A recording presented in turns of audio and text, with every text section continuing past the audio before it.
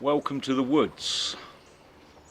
And this is a difficult video for me to make because I'm going to talk about my dad,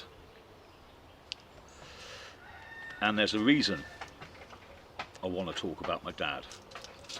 During lockdown, he was diagnosed with leukemia. Now he's in his mid-70s and that didn't bode well, and he lives in Spain. He's been out there for nearly 20 years now,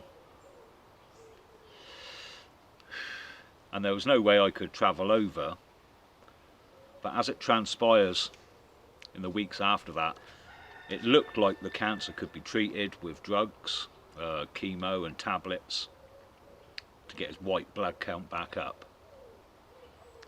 So things were looking okay, and he was fairly confident. But as the weeks went on and lockdown ended, things took a turn for the worse. And recently he was taken into hospital again, and it isn't treatable. He was very weak, and for reasons outside of my control, I can't get over to Spain, and it's unlikely he'll see out the next few days. Now I've tried as hard as I can, and there's not much I can do about the situation I'm in. My passport ran out, and with the COVID-19 restrictions at the moment, there's no way I can fast track it quick enough to get over there. So it's left me in a situation where my brother and sister have flown over to Spain and spending the last few days with my dad, and I can't get out there, and I'm sat here thinking, like you would. So this video's really just on my thoughts on some of the things I can remember about my father.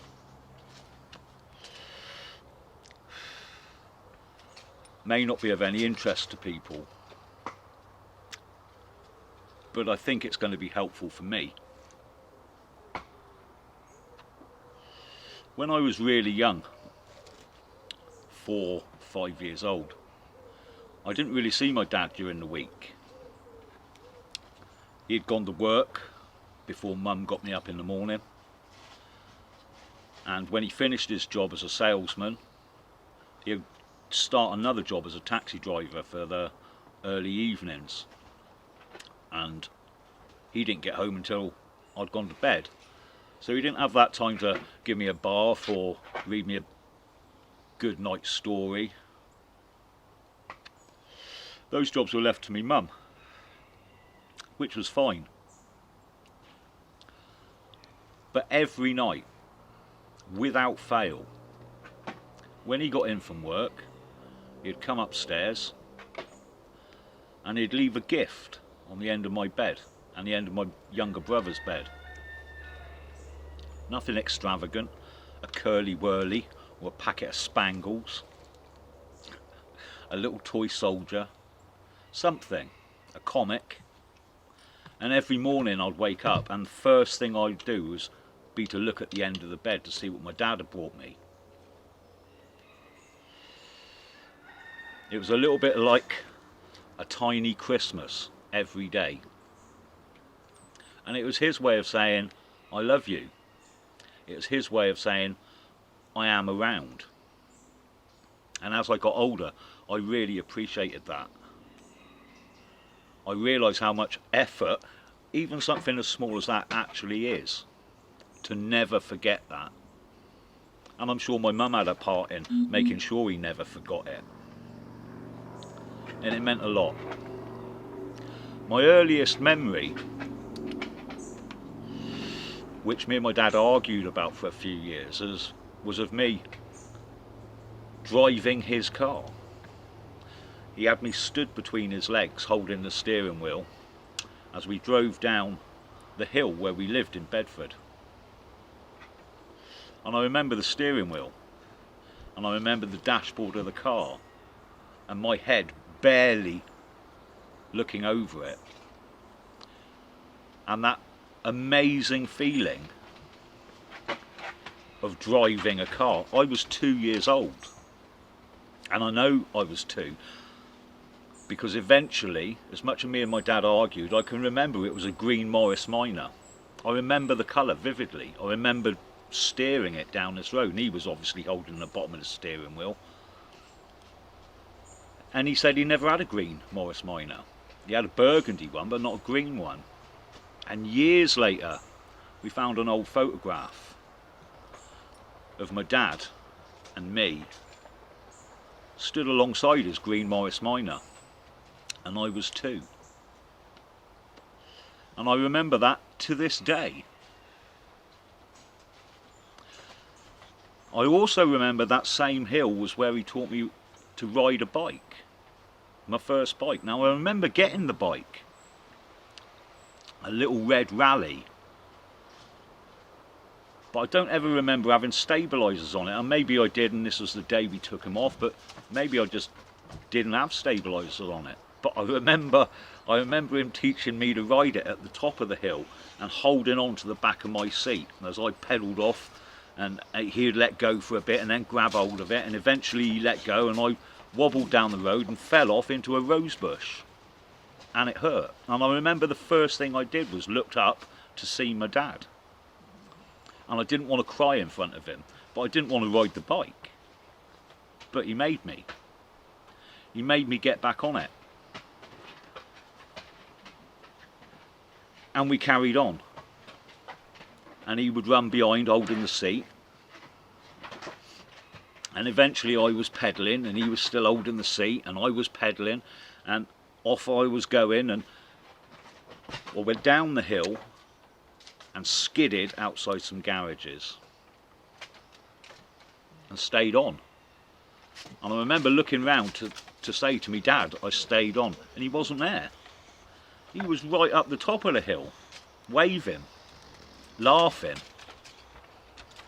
And again, that feeling of achievement. It was fantastic. Amazing times. And at the weekends, when my dad was around, he was always doing incredible things. Well, to me they seemed incredible, pulling coins out of my ear. He did karate back then, and I remember him showing me how he broke a piece of wood with his hand in the back garden of our house. Would have been 1976, something like that. Which just confirmed to me that he was some sort of superhero. And he was my hero for years and years. Amazing times. And then as we got older, we moved to Wiltshire, and we enrolled in schools, and I think I was probably 8 or 9 then, and not being very big, quite a short arse, I was bullied, and I looked to my dad to sort it out, and I thought he would just make it go away, but he didn't. He explained to me that I was going to need to defend myself,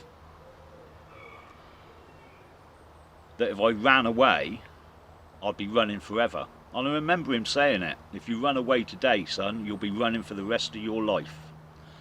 So stand your ground. And if you get beaten up, you get beaten up, but never run away. And if there's more than 2 of them, get your back to a wall so one of them can't get behind you. And if they're both going to start fighting you, pick up a lump of wood and nip one of them. But if it's one-on-one, you stand your ground and don't run away. And I didn't. And it got me a fair few hidings. But he was right, because what he said was, they're bullies. And if you stand your ground and you fight back, they'll look for an easier target. They'll look for someone who runs away, because you're not worth the effort. And he was right. After a short period of time, they did leave me alone. And like I said, it got me a fair few hidings, but worked out well in the end. Another example with my dad being right. It's funny that, isn't it?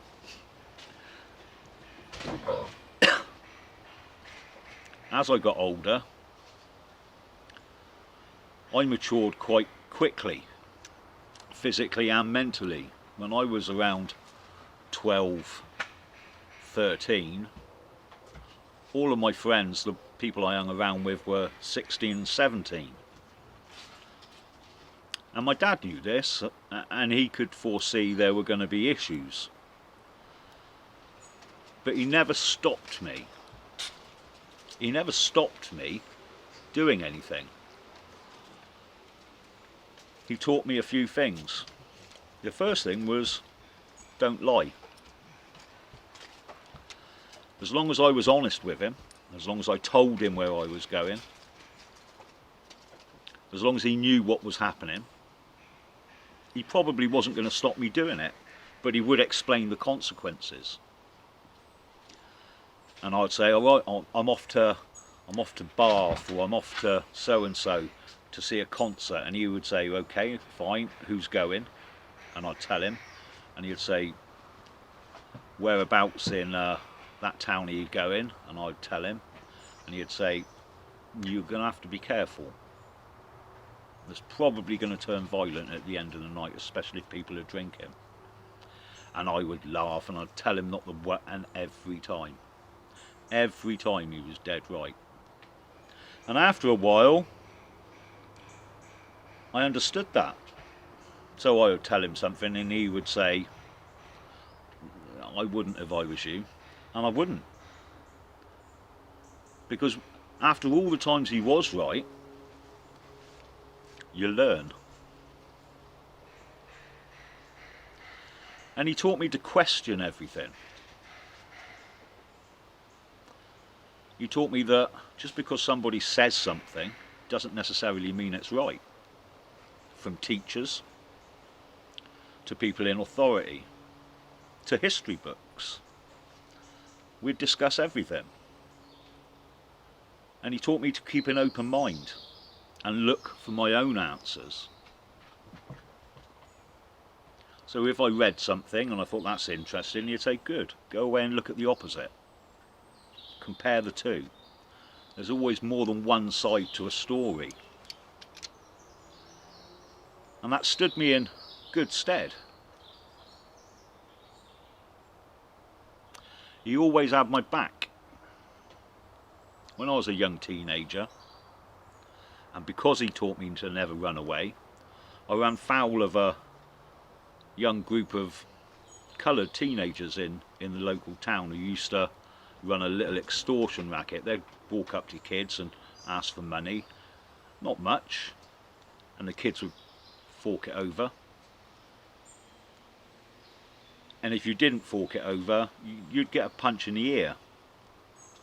So most Saturdays I'd come home and I'd have a fat lip or a black eye or a cauliflower lump on my ear, and my old man would ask what happened, and I'd tell him.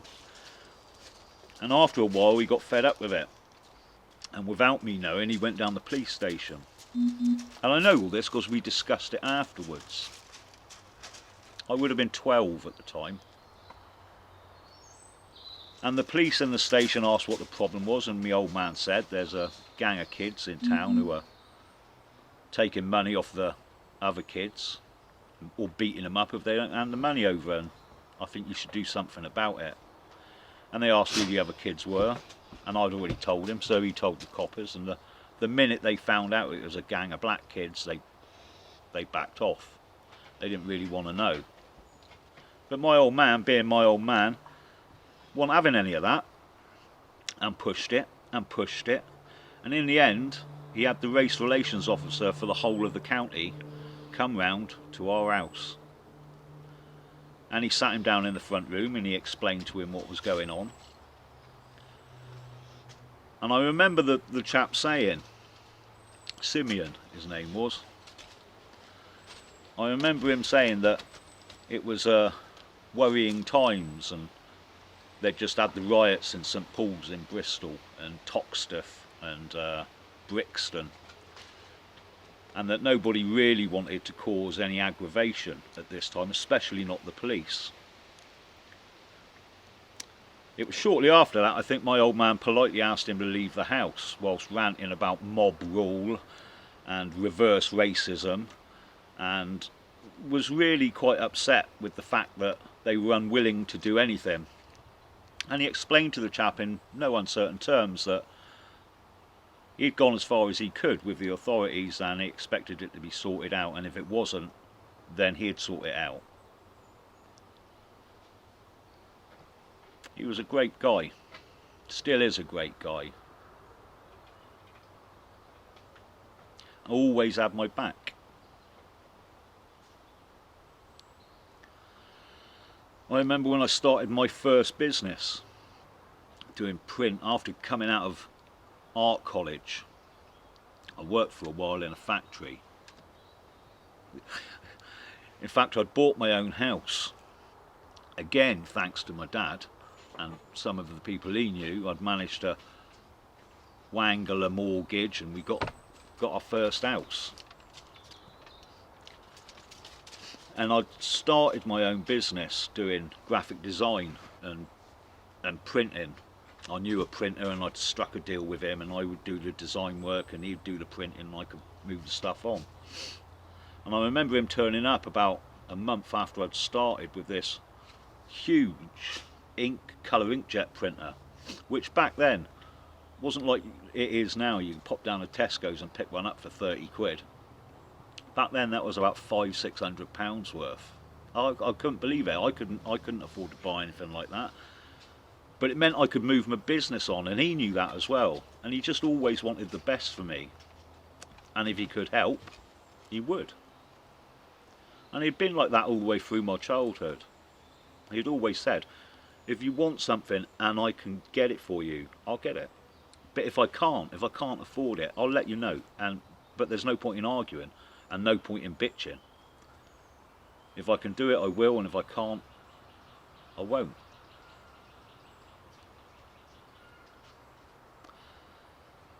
And I remember when he moved to Spain with me mum and started a new life. And he was really going out there to retire. And that lasted about 3 days before he found another business to get involved in, and always busy, always successful.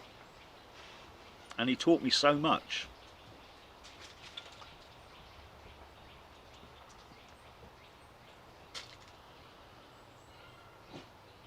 He made me the person I am.